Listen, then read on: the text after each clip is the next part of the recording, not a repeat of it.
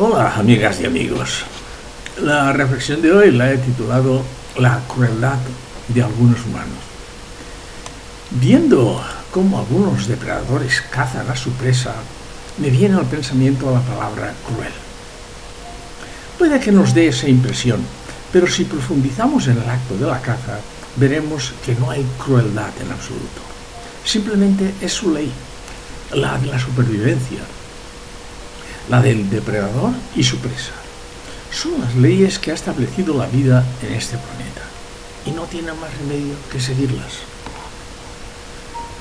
Si observamos bien, veremos que no hay ensañamiento alguno. El animal que está en la cumbre de la cadena alimentaria lleva a cabo la caza de los animales inferiores, con la única finalidad de sobrevivir. No hay ensañamiento en su instinto al cazar, solo la voluntad de seguir vivos, de alimentarse. Por lo tanto, cuando vemos al depredador con su cabeza llena de sangre por haberla metido en las entrañas de su presa, por mucho que nos venga a la cabeza la palabra crueldad, no la hay tal como los humanos la entendemos. El animal no disfruta del sufrimiento de otro. No es consciente de ello. Difícil será que veamos a un depredador harto que busque con ensañamiento a otra presa, si ha conseguido otra de antemano. De todas formas, hay que tener en cuenta a los animales territoriales. Solo están defendiendo su territorio. Sin embargo, si damos el salto al gran depredador de este mundo, el ser humano, veremos su insaciable apetito.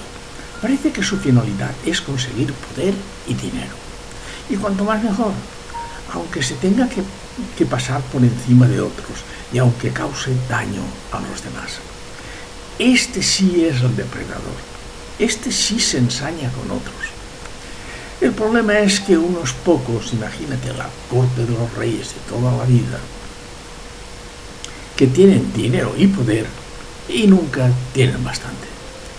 El Homo sapiens parece que siempre ha tenido ambición y desde la noche de los tiempos siempre ha querido acaparar para sí cualquier cosa que le diera poder y riqueza. Y es desde entonces cuando nació la propiedad privada. Puede que en algún momento hayan visto lo que se cuece a su alrededor y sin reflexionar demasiado digan, hacer como hacen no es pecado. Y ya tenemos aquí un aprendiz de todopoderoso, que se va a encargar de hacer daño a los demás. Esta clase de personas tiene a su alcance la reflexión, pero no la usan, o mejor dicho, su única reflexión es hacer como hacen algunos, aunque ellos estén en la mitad de la tabla. Entre los de arriba del todo y los intermedios se van a encargar que los de abajo, que son la inmensa mayoría, sean los estrujados, vilipendiados y sometidos por toda esa gente que no tiene solidaridad alguna con ellos. Si quieres seguir siendo mediocre. Muchas de estas personas solo tienen entre ceja y ceja el que la finalidad en esta vida es aprovecharse de los demás en beneficio propio, tal y como los de arriba del todo se aprovechan de ellos y también del resto. Y lo más importante, no se dan cuenta del daño que hacen. O sí se dan cuenta y lo desechan automáticamente.